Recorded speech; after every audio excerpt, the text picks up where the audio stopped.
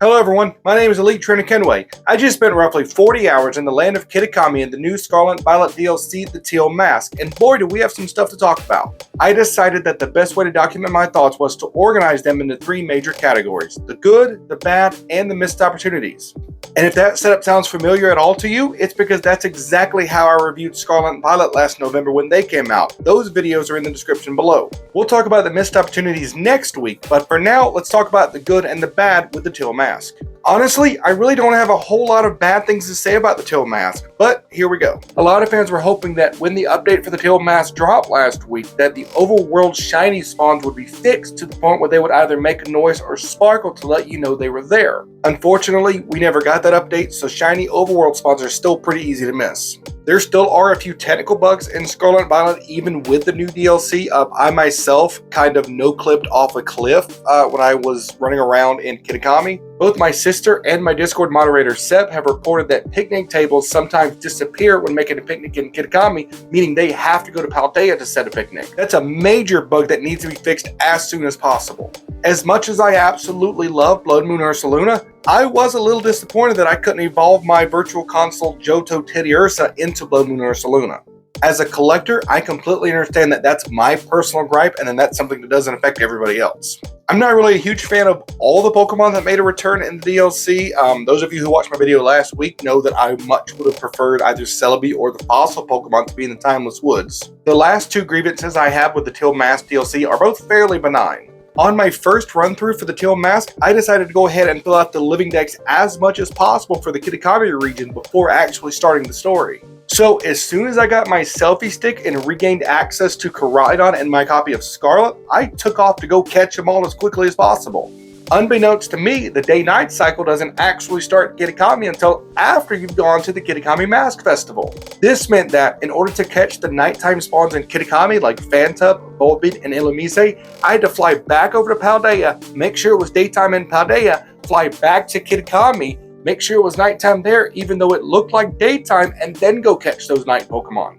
Now, I'm fully aware that you aren't supposed to be filling out the Kitakami Pokedex until after you've completed at least some of the Mask story. However, the fact that this bug exists made me honestly think the day-night cycle in my game was broken when I first got to Kitakami. The last issue I had with the Teal Mask is the completely bonkers way that they decided to go about implementing level scaling.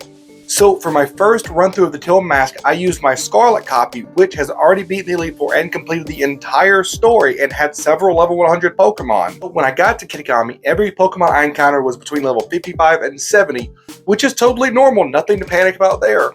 But when I decided to play through the Teal Mask again on my Violet copy, that's when things got really crazy.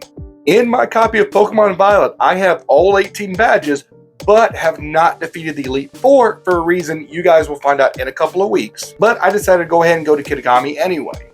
So I brought my freshly caught Scarlet Blood Moon Ursaluna into Violet for the run-through, but as it turns out, level scaling was really low in Violet because I haven't beat the Elite Four yet.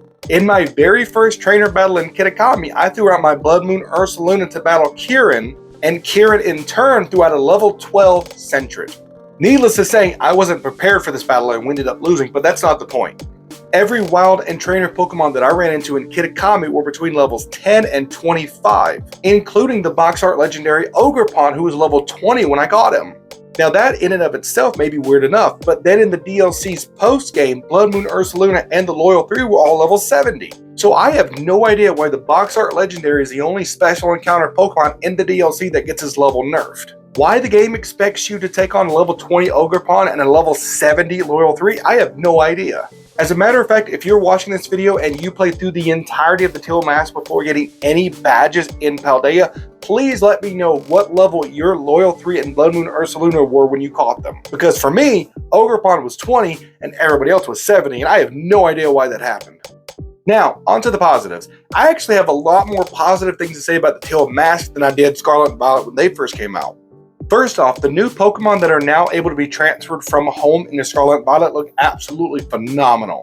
I really disliked the entire Como line when they first debuted in Pokemon Sun and Moon, but the textures they put on them in Generation 9 look absolutely stunning. Poliwrath, Politoed, Basculin, Mightyena, Melodic, Slugma, Victory Belt, they all look absolutely phenomenal in Generation 9. The textures of these Pokemon are getting really close to the way they looked in New Pokemon Snap a couple of years ago.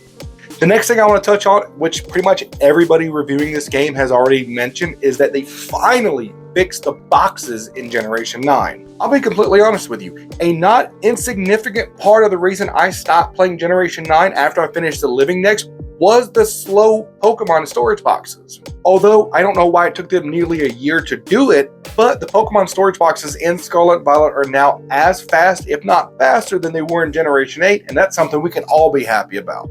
Next up, now this may be a hot take, but I actually really like the fact that Blood Moon Ursaluna and Ogerpon are both guaranteed catches. Now, agree to disagree if you'd like, but we get a limited number of Apricorn balls in our journey through Paldea, so it's nice to know that I can throw a friend ball at Ogerpon without worrying she's going to break out of it. And the Ogre Oustin game, that new little mini game that they've added, it's pretty fun. Now, I'm a collector more than I am a competitive player, so I don't really know that I'm going to be playing Ogre Ousting a lot.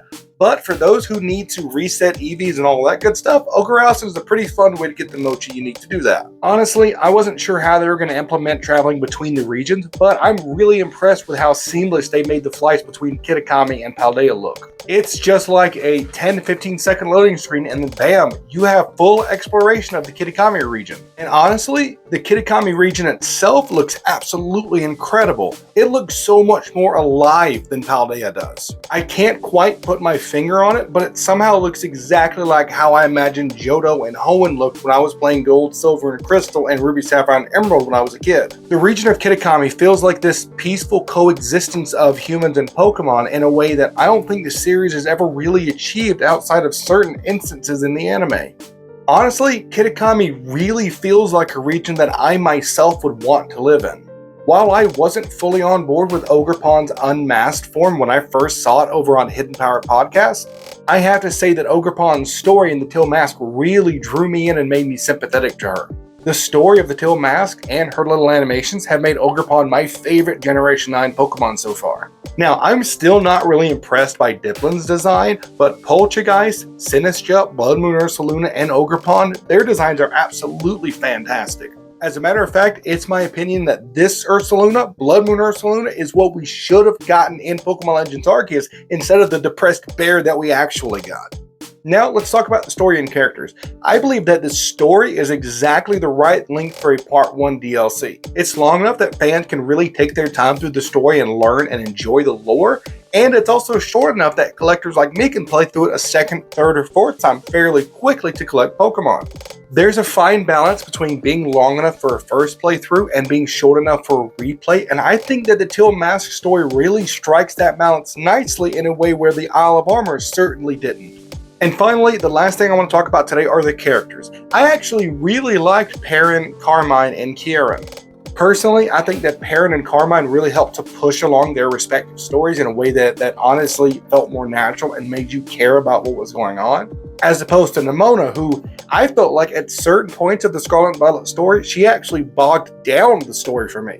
And Kieran helped you to sympathize with Ogerpon in a way where I almost felt sort of guilty when it was time to catch her. Those three characters honestly brought so much to their respective stories, and I honestly can't really wait to see what happens to them when the Indigo Disc drops later this year. So that's pretty much it for me this week, you guys. Let me know what your first initial thoughts of the Teal Mask were.